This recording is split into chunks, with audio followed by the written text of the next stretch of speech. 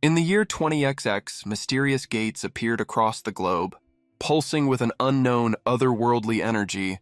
They were portals to dangerous labyrinths called catacombs, where nightmarish creatures known as enemies roamed free.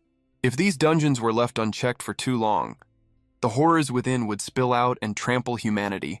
But in the face of extinction, a discovery was made. Certain individuals could awaken special abilities called skills. With these newfound powers, humanity finally fought back. The skill holders who conquered the catacombs were known as conquerors. Meet Suda Sasaki, the son of two of the greatest heroes. He dreamed of following in their footsteps, but he is haunted by a terrible secret. He sees monsters where others see nothing, and the sight of them fills him with dread. His classmates, however, are less than sympathetic. They see his panic as just another disruption, just the weird kid acting out again. A curse he has carried since childhood. He could see things that others couldn't. A so-called spiritual sensitivity. The power to see the spirits of the dead. His father once took him into the catacombs to awaken his own skill, but the horrors within were too much for him to bear. He could never be like his father, the legendary flame sorcerer. Snapping back to reality, a classmate checks on him. A hand is offered in a rare moment of kindness. But Suda's fear hasn't faded. The one offering help is a boy named Takudo, Takoto Saiga, Suda's childhood friend, and a conqueror who's already awakened his skill. But his seemingly kind words hide a sinister promise.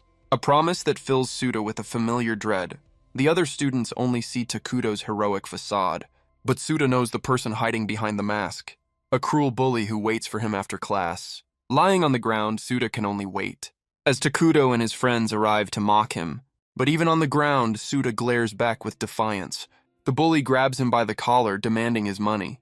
Takudo scoffs at the small amount Suda hands over.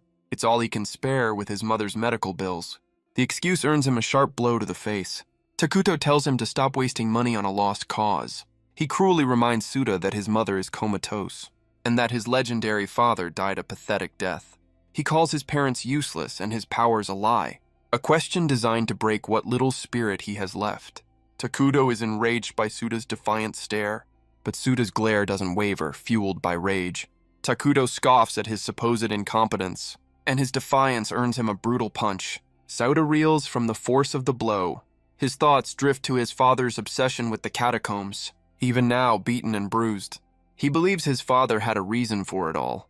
But Takudo isn't finished with him yet. He offers a twisted form of training in his parents' place. His idea of training is a trip to a hidden catacomb. Suda can only stare in disbelief as he realizes it's a real catacomb gate. The bullies call this twisted plan fun training. One of them voices his concern about the danger. Takudo quickly silences him, dismissing his worries. But Suda's fear only intensifies. He tries to find the words to refuse. Before he can protest, a powerful shove sends him stumbling through the portal's barrier.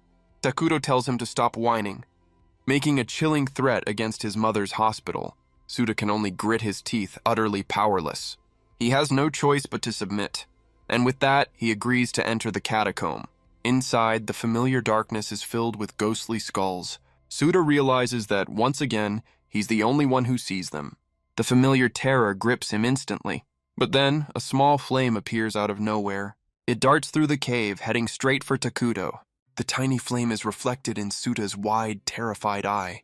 It slams directly into Takudo, who recoils from the sudden heat. He immediately retaliates with a swift kick to Suda's side. He mocks Suda's fear, questioning his lineage as a flame sorcerer's son. Takudo declares he's sick of the excuses, saying Suda has no reason to live. His cruelty then shifts, targeting Suda's deceased father. He brings up the painful memory of his father's obsession with the catacombs, calling him a terrible man who chose honor over his own family. He then offers a twisted suggestion: die here and meet your idiot dad. A cruel smile spreads across his face as he gives the final command. Tears of rage stream down Suda's face. He believes even the spirits are here to mock him. Is this tiny flame just another tormentor? But a mysterious voice cuts through his despair, making him flinch in surprise. A second, larger flame spirit appears before him. The voice tells him to look closer and listen. Suda's eyes widen, his fear giving way to confusion. Takuto tries to snap him out of his trance, but is suddenly cut off by a shocking event. Takuto's taunts are cut short by a sudden shock. A massive, sharp leg bursts straight through his chest. His friends can only watch in stunned silence. A monstrous creature lifts him effortlessly into the air. Its glowing red eyes identify it as a queen spider. The others realize it's a boss from a high-difficulty redgate, a creature known for dragging its prey back to its nest. Suda listens in horror to the description of its feeding habits. The leftovers are then fed to its countless children. The remaining bullies are frozen, realizing their fun is over. The remaining bullies scream in terror and flee, but Suda is left behind, frozen on the ground. The queen's children swarm around him, ready to attack. He trembles, realizing this could be his end. But a desperate will to live surges through him. The mysterious voice returns, urging him not to give up. It tells him to focus his senses and feel what's around him. Suddenly, a brilliant light envelops him as a message appears. The system congratulates him for surviving this long. And just like that, a skill has finally awakened. Suda stares at the glowing flame, a wandering soul. It pulses with a brilliant, overwhelming light, and from within the light, a voice calls out his name. The silhouette resolves into a familiar figure, wreathed in flames. It's his father, offering a hand with a gentle smile. Suda can barely believe his eyes.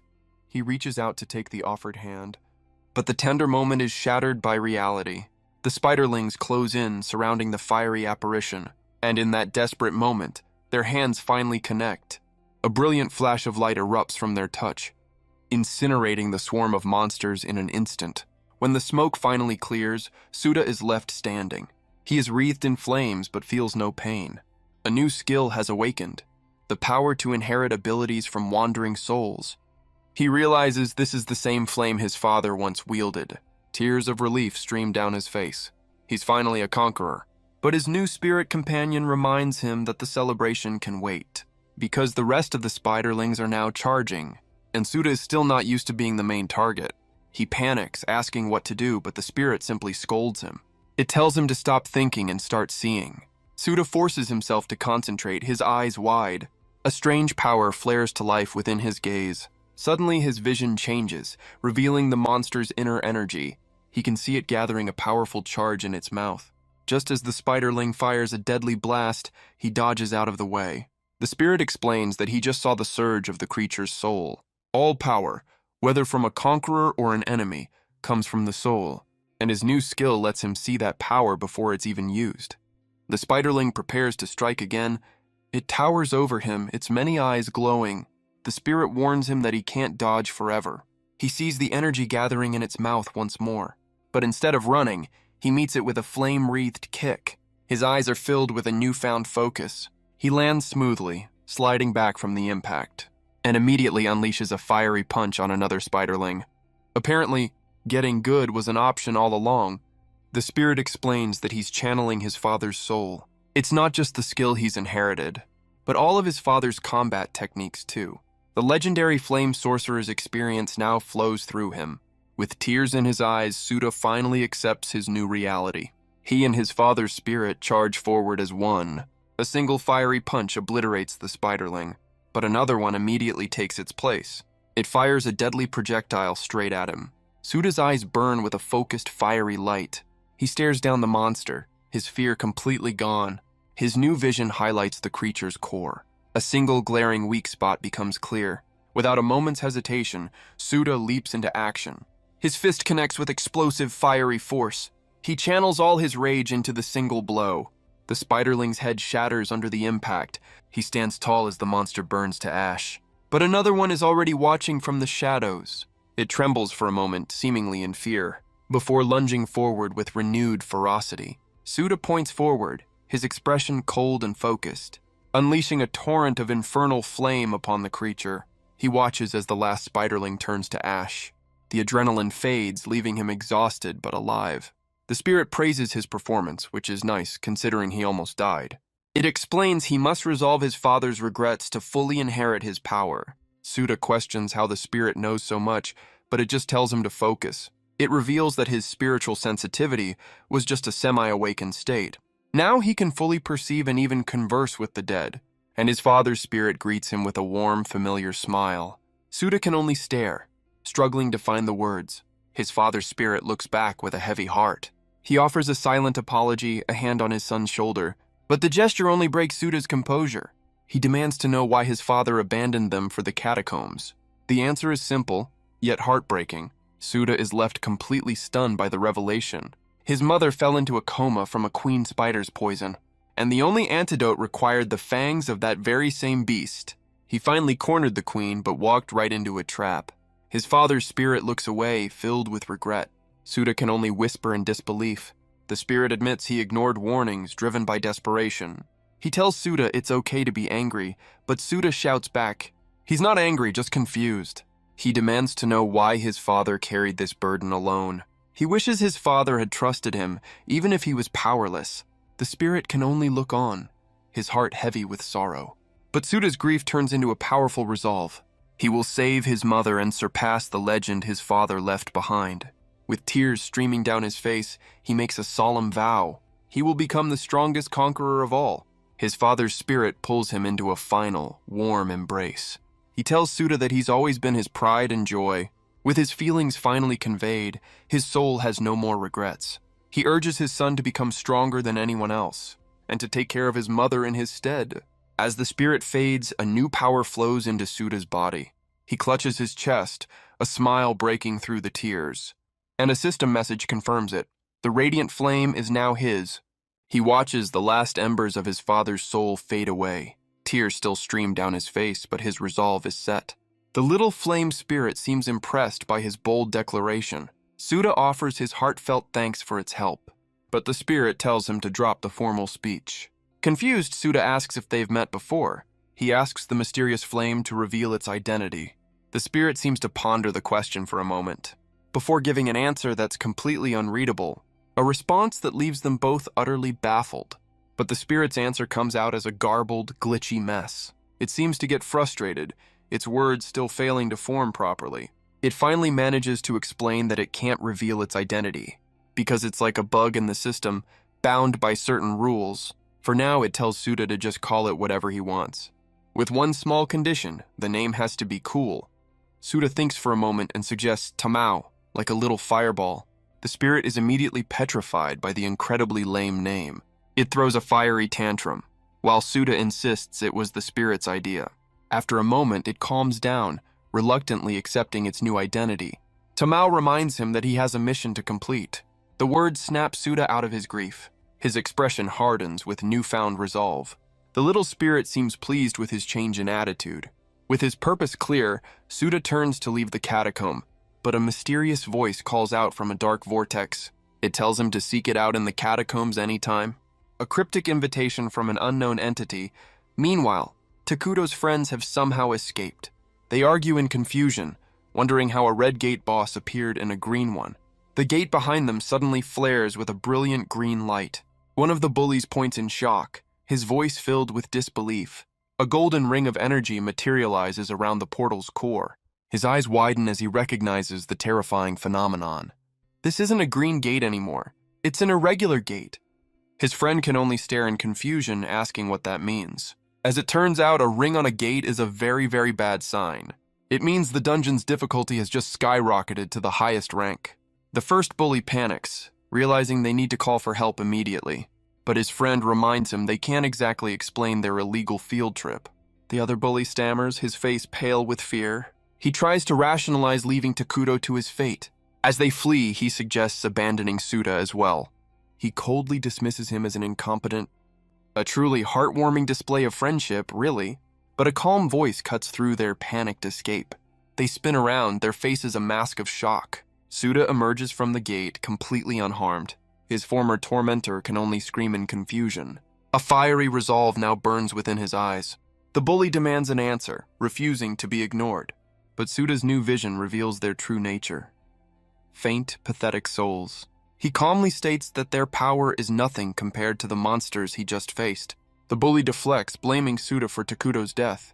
A twisted idea forms in his mind, a way to escape the consequences. They'll just spin a story where Suda is the villain, and pin the entire tragedy on him. But Suda cuts them off with a calm, almost bored request. The bullies can only stare back in utter confusion. His cold demeanor sends a shiver down their spines. Enraged, the bully throws a desperate, clumsy punch, but Suda's eyes simply glow with a calm, focused light. He meets the attack with a swift counter of his own. The force of the blow sends his tormentor flying backwards, leaving him unconscious on the forest floor. The last remaining bully can only stare, frozen in terror.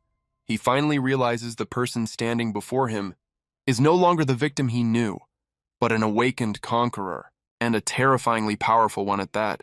As Suda takes a step forward, the bully's name is revealed, Kotora. Suda turns to Kotora with a chillingly pleasant smile, asking for a favor. The bully can only sweat, his mind reeling from the sudden shift in power, and just like that, they're back inside the catacomb's ominous depths. Kotora panics, insisting they can't handle this alone and need to wait for help. But Suda calmly reminds him that irregular gates can change their destination. If that happens, any chance of rescue will be lost forever. So before that can happen, he declares he will defeat the Queen Spider. Kotora stares in disbelief, shocked by Suda's insane plan to fight the boss. He argues that calling for help is their only option, but Suda knows they're out of time. He grabs Kotora, trying to force him to understand the gravity of their situation. But before they can re-enter, a voice cuts through the tension. It declares that it won't let them do as they please. Not on his watch. A young man with a pompadour and a scar glares at them, his aura flaring. Suda asks who he is, but the stranger refuses to identify himself to suspicious people. Kotora tries to insist they're not suspicious, but the man isn't convinced. He lists the evidence: an unreported gate, an unconscious body, and an illegal two-man party. He declares that's more than enough reason to have them arrested. Kotora desperately tries to plead their case, but the newcomer isn't interested in excuses, his fiery resolve flaring up. He throws a punch, trying to subdue them, but Suda knows they're out of time. He meets the attack with a powerful counter. The stranger seems impressed by the kid's strength. Suda realizes this man is no ordinary person. A golden aura flares to life around him. He declares it's time to get serious. He unleashes a powerful earth-shattering attack. The ground erupts from the force of his skill. Suda can only watch, stunned by the display of power. The stranger reveals the name of his skill, Man of Steel, an ability that allows him to turn his body into metal. He complains that Suda's fiery counter actually hurt him. Suda knows that a direct hit from this guy would be the end of the fight. So he makes the only logical choice, a tactical retreat. The stranger is furious, demanding they come back and fight. But Suda isn't about to listen. He darts deeper into the catacomb's entrance, leaving the Man of Steel shouting into the darkness. Tamao recognizes the newcomer, calling him Toma with clear disdain. Suddenly, another spirit appears, vowing to settle an old score. Suda, hiding nearby, asks the ghost about his history with the man. The spirit is shocked that Suda can see him, and our boy simply confirms it. He explains that he and Toma were rivals who never got along. A flashback shows the two of them facing off in their younger days. The ghost admits he lost their fight and died before he could get a rematch. Now his soul is trapped by regret, unable to rest in peace. Suda listens to his story and realizes he might be able to help. And with a new plan in mind, he steps out to face the Man of Steel. The Man of Steel smirks, asking if he's ready to face justice. But Suda roars back, calling out his full name, Toma Igarashi.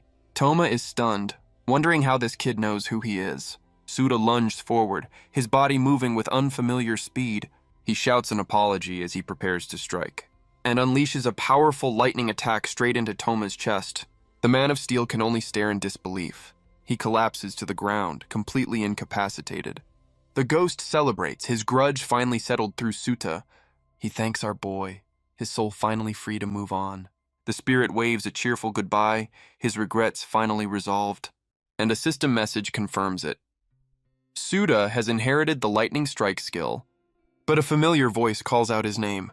Kotora stares in disbelief at the man Suda just defeated. He asks why Suda followed him back when he could have escaped. Suda's answer is simple and direct. He needed Kotora's skill. An ability known as Poison Master, the power to manipulate toxins. A power that can also be used to create antidotes from the right materials. Suda remembers this skill all too well from his days as their punching bag. He declares that he will defeat the Queen Spider, and Kotora will help him. He makes his request clear. Help him create an antidote for his mother. Kotora offers to fight alone, but Suda insists on joining the battle. But then Kotora makes a desperate plea to save Takuto. He admits he has no right to ask, but says he owes his awakening to him. A flashback reveals Takuto once protected him, forging a deep loyalty. But Suda's answer is cold and immediate. He refuses. He declares that he will never forgive the bully for what he did. Kotora is left stunned by his unwavering, cold resolve. Accepting defeat, he promises not to get in Suda's way. A strange, knowing smile spreads across his face. Kotora offers a quiet word of thanks as Toma recovers on the ground. But both he and Suda are stunned by what happens next. The Man of Steel is a man of feelings, apparently, as he tearfully insists he's fine. He grabs Suda, saying he should have just explained the situation from the start. Now that he understands, he's all in and offers to lend them his strength. Suda can only stare, taken aback by the sudden ally. He tries to refuse, not wanting to involve him, but Toma is insistent. His expression hardens as he looks past them, because it seems their time for debate has just run out. The Queen Spider has arrived, its many eyes glowing with malice. Toma takes charge, rallying his newfound and very reluctant allies. Kotora immediately questions his experience, asking about the highest-level catacomb he's cleared. Toma admits that while he's beaten a Purple Gate boss, this is his first time facing a red one. Still, he declares he'll act as their shield, telling the others to prepare their attacks. But as the plan is laid out, Kotora decides to make a run for it. The Queen Spider doesn't waste a second, lunging at the fleeing coward. It unleashes a barrage of deadly projectiles, forcing the others to dive for cover. The monster then begins to gather a powerful energy in its hand, unleashing a blinding beam of purple light. Suda leaps just in time, narrowly avoiding the devastating attack. Toma wonders if Suda has ever conquered a red gate before, but knows he only became a conqueror a few hours ago. He's stunned, realizing Suda's movements are like a seasoned veteran's. As Suda expertly parries the monster's attacks with his flames, Toma realizes the kid was holding back during their fight. Determined not to be outdone, he activates his Man of Steel skill. He leaps forward to land a powerful blow of his own. His eyes are filled with a fiery, competitive spirit, but his steel fist barely scratches the Queen's armored leg. The monster raises its limb, ready to crush him completely. But just as the monster's leg descends, Suda springs into action, unleashing his newly acquired lightning strike. The attack connects, but the Queen easily catches him. Toma notes that their attacks aren't breaking through its tough hide. Suda asks if flames might be more effective. He tells Toma to draw its attention, and Toma grins, always a fan of a reckless strategy. He activates his skill, pushing it to its maximum output. He stands firm against a flurry of the Queen's attacks. But even his enhanced defense barely seems to register. He pushes his skill to the absolute limit, knowing he can't hold it for long. The Queen Spider turns its full, terrifying attention on him. It lunges forward, and Toma braces himself, confirming the plan is working. With the monster distracted, Suda unleashes his radiant flame. He lands a direct hit, engulfing the creature in a fiery blast. The force of the blow sends the massive spider reeling backwards. It crashes against the far wall, momentarily stunned by the attack. Toma sees the flames are working and urges Suda to keep up the pressure. The two of them charge forward, ready to press their advantage. Even Kotora is stunned, realizing they might actually win this fight. But Kotora suddenly stops, noticing something on the ground. A lone shoe lies abandoned in the dust of the cave. He recognizes it immediately as belonging to Takuto. The horrifying implication finally dawns on him. A new humanoid monster appears, feasting on its prey. Overcome with rage, Kotora charges forward to attack, but the creature swats him aside with contemptuous ease. It raises a sharp limb, preparing for the final blow, but a flash of golden light erupts from below. A powerful force shatters the monster's attack. Toma is impaled, his steel form not strong enough to stop the blow. Suda screams, charging forward in a desperate attempt to intervene. But the creature is too fast, grabbing him by the leg. It swings him through the air with incredible force and sends him flying across the cavern. He cries out in pain from the impact. He lands hard, knocked out cold. Kotora can only call out his name in horror. The humanoid monster begins to wrap him in a strange, glowing thread, lifting his cocooned body into the air, a prize for its queen. But the humanoid monster thanks him for the convenient delivery. Suddenly, Suda's eyes snap open with a fierce glare. He erupts in a torrent of flames, breaking free from the threads. Toma realizes with a shock that our boy was faking it all along. Suda is already on the monster, driving a sharp object into its head. His allies can only stare, stunned by the sudden turn of events. He'd picked up a piece of the queen's broken armor earlier, and now he channels his lightning strike directly through it, sending a massive jolt of electricity straight into the creature's body. With a final fiery glare, Suda declares the fight is over. He unleashes his infernal flame, a torrent of fire and lightning. The creature screams as it's consumed by the blast. It falls to the ground, its form dissolving into ash. He clutches the monster's fang, the key to his mother's cure. With tears in his eyes, he whispers that he's finally done it. The battle is over, but the cost is laid bare on the cavern floor. Toma offers a moment of comfort, suggesting they carry their fallen comrade out. He then turns to Suda, congratulating him on their victory. Suda offers his thanks, but Toma just says he did what he wanted. He then remarks on Suda's multiple skills, noting the lightning reminds him of an old rival. Suda explains he learned the lightning skill from a spirit named Goto. He tells Toma he'd like to visit the man's grave to say thanks. But Toma reveals that his rival is very much alive. In fact, he saw him just yesterday, leaving Suda utterly baffled. So he inherited a skill from a guy who isn't even dead. Awkward. Suddenly, a dark, glitchy image flashes through his mind. The shock sends him reeling to the ground as Toma calls out his name. A cryptic message appears from a dark vortex, warning him that he's touched the foundation of the world. Suda looks up, confused, as Tamao appears before him, and a forgotten memory begins to surface. A memory surfaces of his father holding him close. A voice warns that it's not just his mother he must save. Back in the present, Goto stares at Toma, wondering if he always looked so scary. He asks if Toma has an evil twin, but the Man of Steel insists he's an only child. Goto jokes that he has the attitude of a spoiled kid despite his tough looks. Toma finally snaps, demanding an explanation for the insults. As they bicker like an old married couple, Suda tries to intervene. He then asks if the irregular gate has been dealt with. Goto confirms that with the boss defeated, the gate is now stable. Suda offers his thanks, a small, grateful smile on his face. With the immediate crisis over, Suda heads off to check on Kotora. Toma confirms for a stunned Goto that Suda defeated a Red Gate boss. The revelation leaves Goto completely speechless. Toma muses on Suda's rare ability to inherit skills from souls. He also recalls the kid's quick thinking and guts during the fight. He concludes that Suda might just be the real deal. Goto realizes Toma is thinking of scouting him, and Toma confirms it. With a new plan forming, he turns to Goto with a favor to ask, but his request is met with immediate, intense annoyance. Whatever the favor was, Goto is clearly not a fan of the idea. Back outside, Kotora uses his Poison Master skill, his hands glowing as he analyzes the Queen Spider's fang. Suda approaches, checking in on his former bully.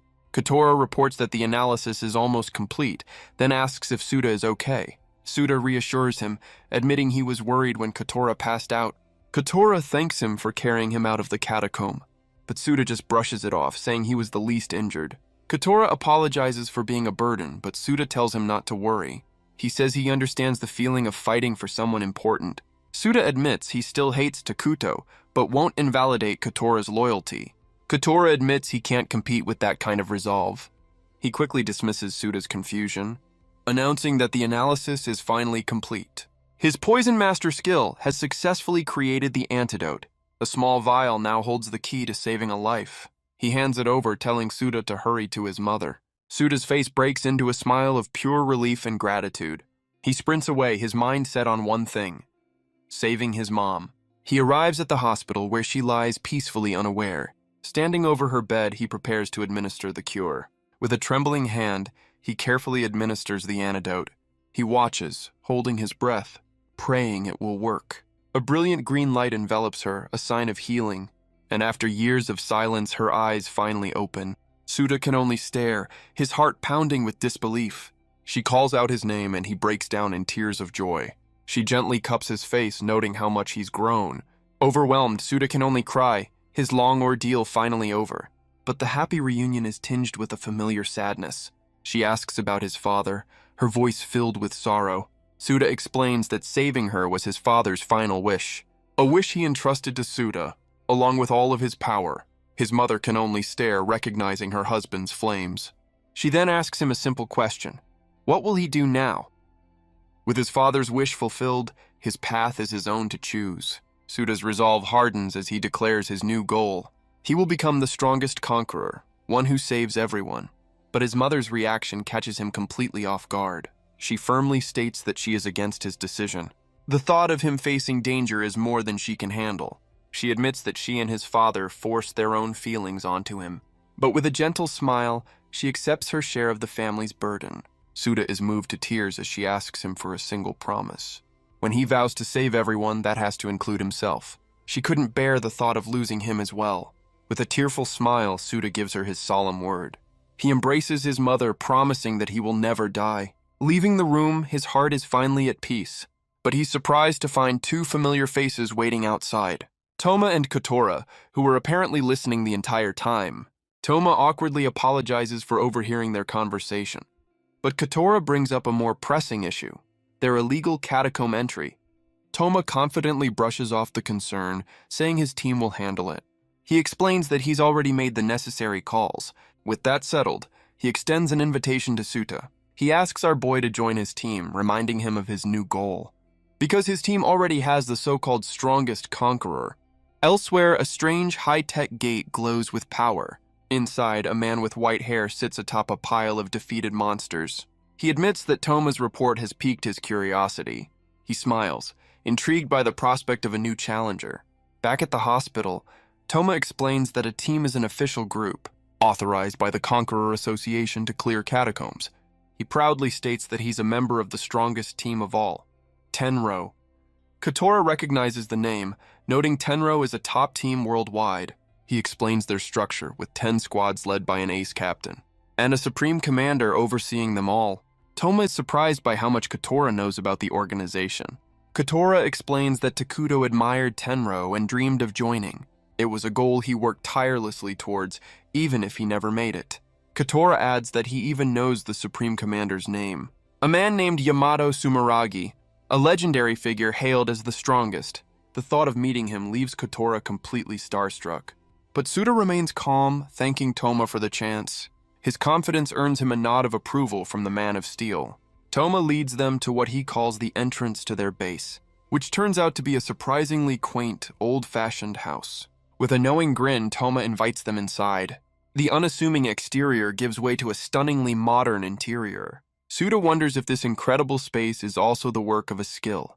Toma proudly begins to introduce their headquarters, but his speech is cut short by a fist to the head. A stern-looking man scolds him for entering a catacomb without permission. Toma panics, insisting he got approval from Yamato himself. But the man isn't buying it, his grip tightening. He knows Toma just dumped all the paperwork on poor Goto. Another member chides him as Toma realizes his co-worker ratted him out. As the bickering continues, the green-haired member tries to calm everyone down.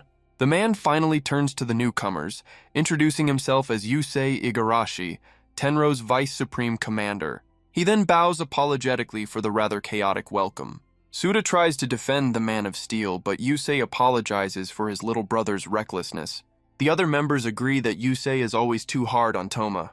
But a new voice tells him to cut Toma some slack, as a man with white hair steps forward. Kotora stares in disbelief, realizing this is the legendary Yamato Sumeragi. He seems far more normal than the stories would have you believe. But Suda's soul-seeing vision flares to life. It reveals the immense power of the Igarashi brothers, but Yamato's soul is completely hidden. The legendary conqueror turns to Suda with a gentle smile. He throws a friendly arm around our boy, saying he's been wanting to meet him. Suda is taken aback by how easygoing the strongest man in the world seems to be. Yamato asks if Suda truly wants to become the strongest.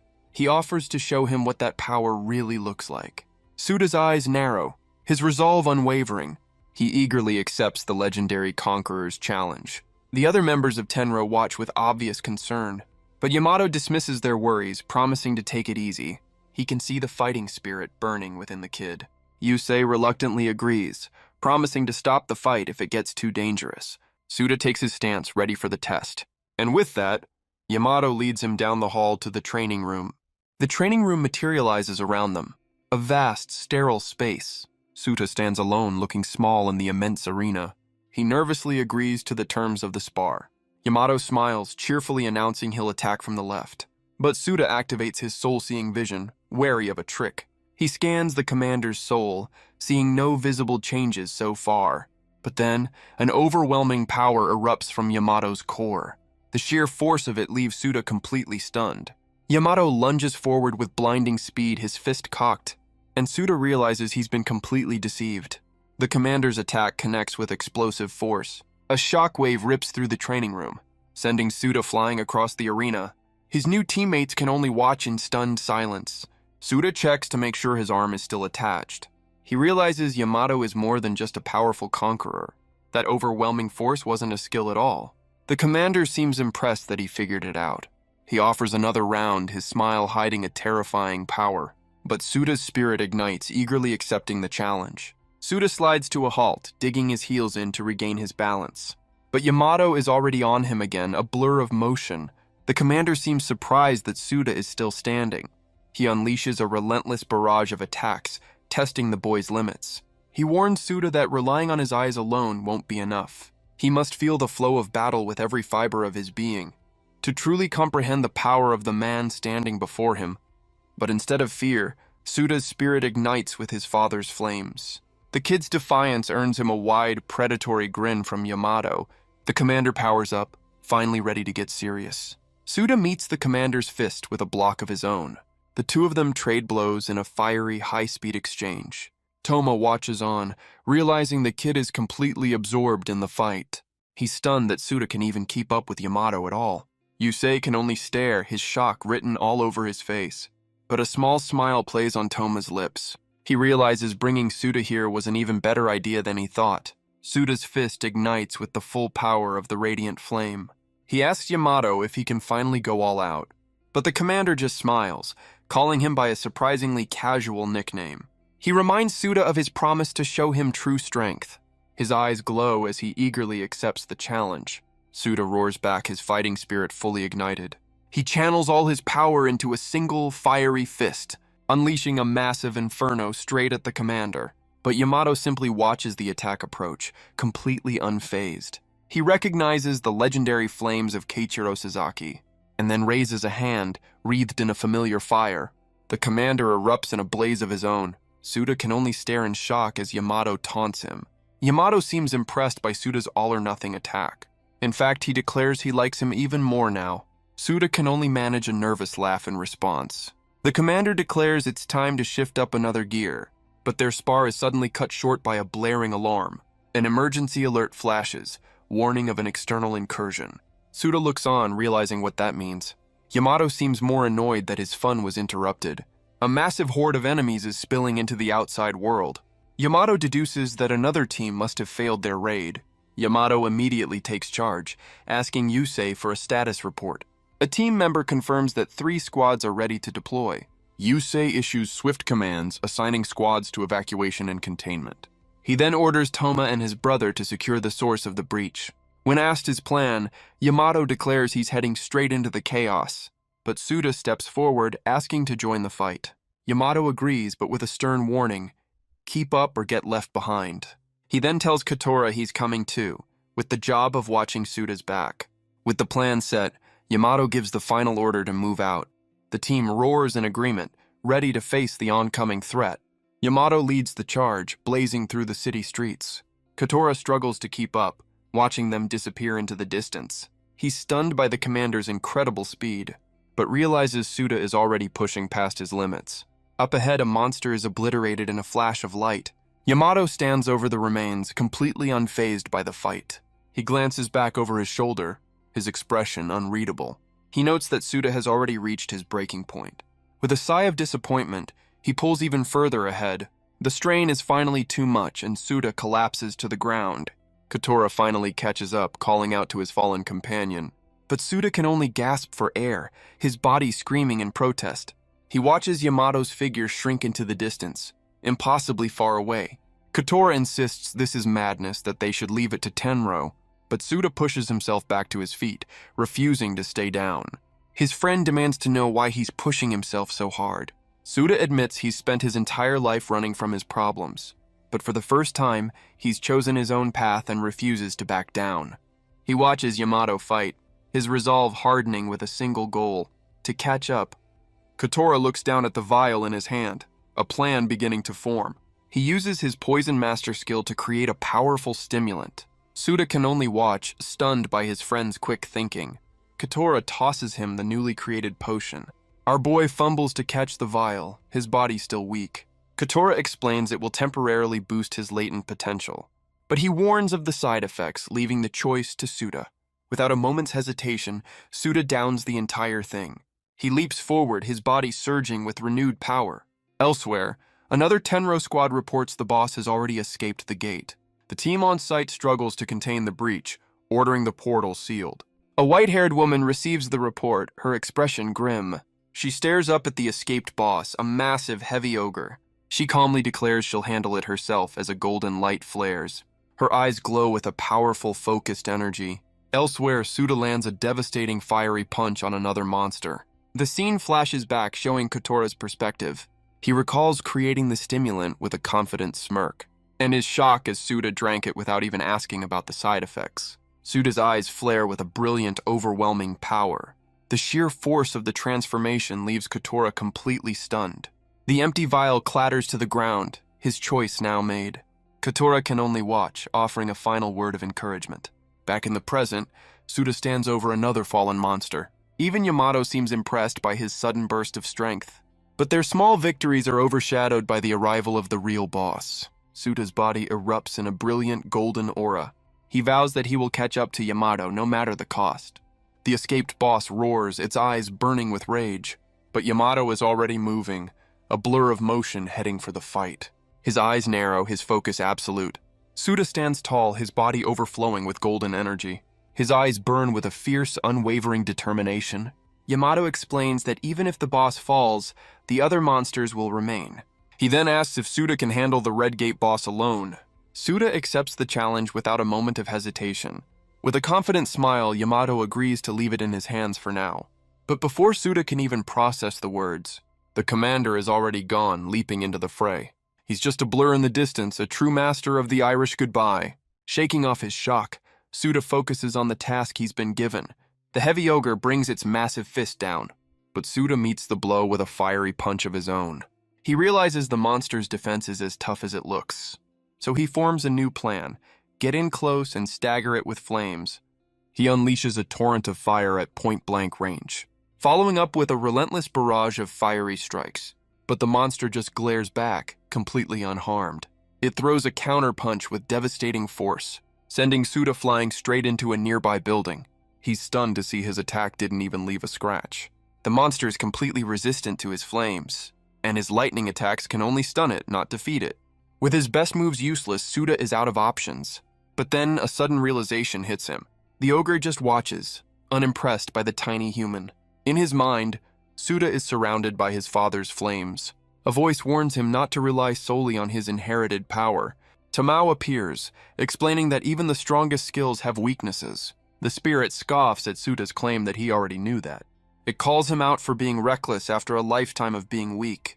Tamao offers to teach him a sure kill move, a powerful technique he might be able to use right now. Suda is less than convinced by the word might. But Tamao explains it's a move only those who grasp the truth of the soul can unleash. Intrigued, Suda asks what the technique entails. The spirit explains it's as simple as pouring all his aura into a single strike. Suda insists he's already going all out, but Tamao clarifies. Aura constantly flows from the soul throughout the body, and gathering it all in one place is nearly impossible for most. But to do so requires a level of concentration that's almost impossible in a real fight. Tamao admits the technique is a last resort, a just-in-case move. It even comes with a warning, run if you have to. But Suda stands his ground, focusing his energy. The world around him fades away, even the pain in his body. He realizes his spar with Yamato has sharpened his senses beyond their limits. As the ogre charges forward with a furious roar, Suda believes he can actually pull it off. His soul-seeing vision tracks the monster's every move. He sees the opening and leaps into the air, gathering all his power for a single decisive strike. He meets the monster's charge with an attack of his own, placing a hand directly on the ogre's head, his eyes glowing with a fierce golden light. He unleashes a powerful stun lightning attack, leaving the massive beast completely paralyzed. With the monster frozen, Suda prepares his final blow. He channels every last bit of his power into a single overwhelming fist, a technique with a name that promises pure devastation. And with a final roar, he unleashes it all. The soulquake impact connects with devastating force, sending the massive ogre flying backwards in a torrent of fire. Suda lands amidst the rubble, the battle finally over. The monster roars its last as it's consumed by the inferno. He looks at his fist, a sense of victory washing over him. He believes he's finally closed the gap with Yamato, even just a little. But the adrenaline fades, and the world around him begins to blur. His body starts to tremble, the borrowed power wearing off. He collapses to the ground, his strength completely gone. And he finally understands the price of Kotora's potion. But his victory is short-lived, as he's immediately surrounded by more monsters, who, for some reason, are all crying their eyes out. He's trapped in a circle of weeping brutes, completely powerless. Of all the times for his body to give out, it had to be now. Elsewhere, a brilliant skyscraper catches someone's eye. A silver-haired stranger looks up, impressed by its height. He smiles, noting it will make a perfect landmark for his mission. With a single, powerful step, he kicks off from the ground, launching himself into the air with incredible speed. He soars above the city, enjoying the view like it's a casual afternoon stroll. He lands gracefully on a rooftop, his coat billowing behind him. He checks in with his team, getting an enthusiastic confirmation. A subordinate reports that the enemy forces have been successfully contained. With the preparations complete, he turns his attention to the main event. His eyes narrow as he declares it's time to begin. A brilliant blue aura flares to life around him, lifting him off the ground in a crackle of raw power. The energy surges, engulfing the entire skyscraper. It expands outwards in a massive, unstoppable wave, blanketing the city in a storm of brilliant blue light. But even on his knees, Suda refuses to give up. The horde of monsters closes in, ready to strike. Suddenly, a surge of blue energy stops them in their tracks. Suda can only watch as the monsters are electrocuted. The strange power holds them completely still. He realizes the energy has formed a massive hatchet. The attack is part of a much larger city-wide assault. The silver-haired stranger appears, casually explaining the attack's range. He clenches his fist, unleashing his true power. A technique with a name that's not at all over the top. The monsters are engulfed in a storm of crackling blue lightning. The entire horde is caught in the massive electrical field. Civilians are saved in the nick of time, their attackers frozen in place, and in an instant, every last monster is neutralized. Suda can only stare, completely bewildered by the display. He looks around, realizing he's completely untouched by the blast. A horrifying thought begins to dawn on him. This stranger unleashed enough power to cover the entire city, while leaving every single civilian completely unharmed. A level of control that seems utterly impossible.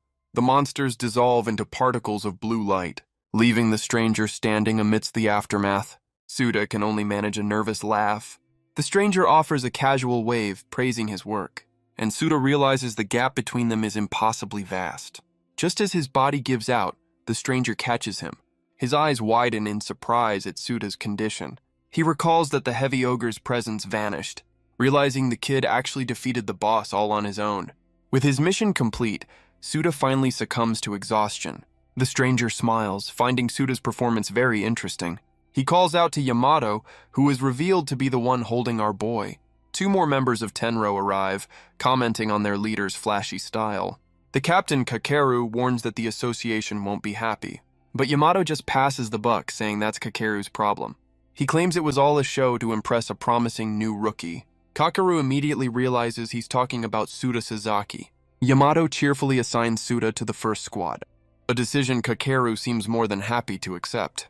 Meanwhile, back at the hospital, Suda's mother is finally recovering. She recalls happier times, thinking that raising Suda is a duty that Toma now feels he must fulfill.